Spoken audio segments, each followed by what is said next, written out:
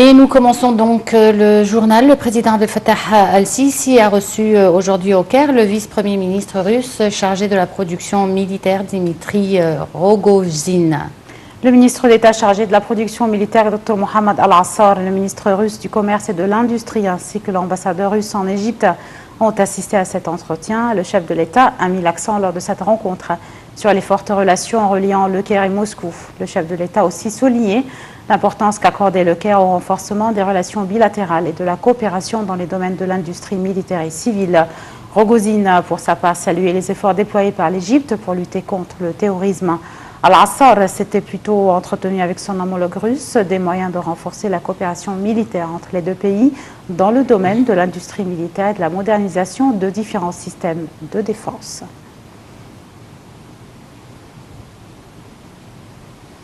Le président Abdel Fattah al-Sisi a reçu aujourd'hui les ministres arabes de la Santé participant aux réunions du Conseil de la Santé de la Ligue arabe et au 18e forum de la Fédération des hôpitaux arabes tenu au Caire.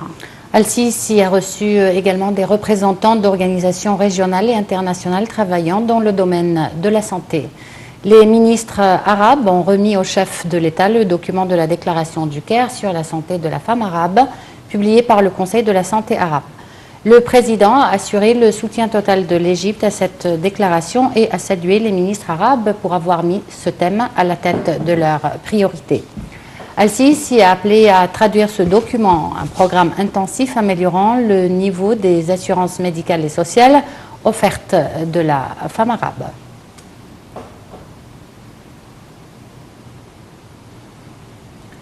Le ministre des Affaires parlementaires Amr Marwan a affirmé que le nombre des familles coptes qui ont quitté la ville d'Al Arish à la suite des attaques terroristes pourrait parvenir à 154 familles. Le ministre a également assuré que ces familles s'étaient déplacées dans sept gouvernorats égyptiens. De son côté, le gouverneur de Ismaïlia, le général Yassine Tahir, a affirmé que 105 familles sont arrivées à son gouvernorat, ajoutant que tous les étudiants de ces familles ont été acceptés et admis dans les écoles et les universités du gouvernorat. Dans le même contexte, le convoi du Conseil national des droits de l'homme a souligné que le gouvernement égyptien n'avait pas obligé les familles coptes à quitter la région du nord du Sinaï, que ces dernières ont eu recours à cette mesure à cause de leur crainte des autres attaques terroristes. Le convoi du Conseil national des droits de l'homme a en outre appelé le gouvernement égyptien à adopter des mesures promptes pour légaliser leur situation et leur fournir des conditions de vie appropriées dans les gouvernorats de Ismaïlia et de Port Saïd.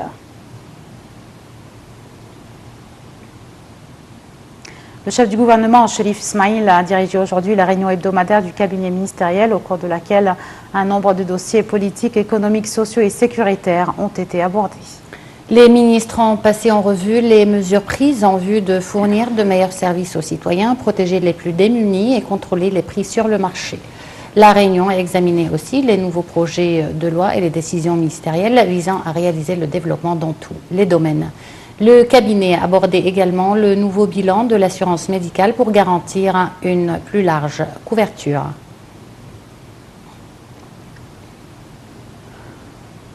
Dignitaires musulmans et chrétiens du Moyen-Orient ont poursuivi aujourd'hui au Caire pour la deuxième journée consécutive les travaux de la conférence organisée par Al-Azhar intitulée « La liberté et la citoyenneté, une diversité et une complémentarité ». Au cours de son discours de clôture, le grand imam d'Al-Azhar, Cheikh Ahmed Al-Tayyib, a condamné le fait de lier l'islam au terrorisme et appelé toutes les institutions religieuses à confronter le phénomène de l'extrémisme et à propager les vraies valeurs de l'islam. Cheikh Ahmed Al-Tayyib a appelé à balayer le manque de confiance et les tensions persistantes entre les dirigeants religieux. Et de son côté, le pape copte Tawadros II a appelé à lutter contre l'idéologie extrémiste.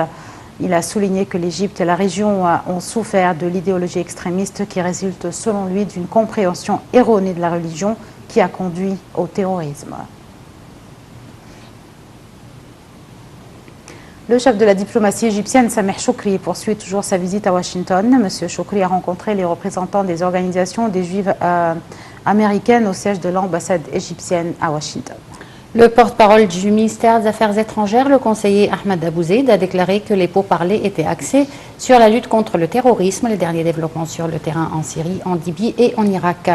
Hier, M. Choukri s'est entretenu avec son homologue américain, Rex Tillerson, Durant leur première rencontre, les deux hommes ont discuté des moyens de promouvoir les relations égypto-américaines et un nombre de dossiers d'intérêt commun. Pour sa part, M. Tillerson a insisté que Washington considère l'Égypte comme un partenaire dans le Proche-Orient, tout en assurant que son pays va aider l'Égypte dans sa lutte contre le terrorisme.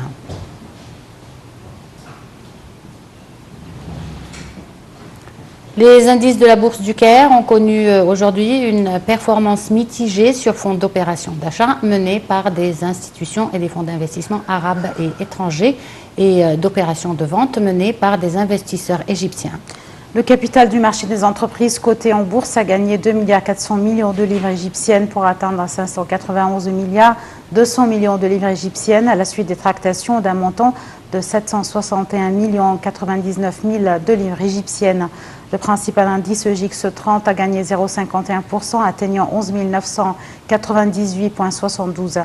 L'indice des petites et moyennes entreprises EGX70 a chuté de 0,37%, enregistrant 471,59, alors que l'indice EGX100, le plus élargi, a enregistré une baisse de 0,24% pour atteindre 1138 points.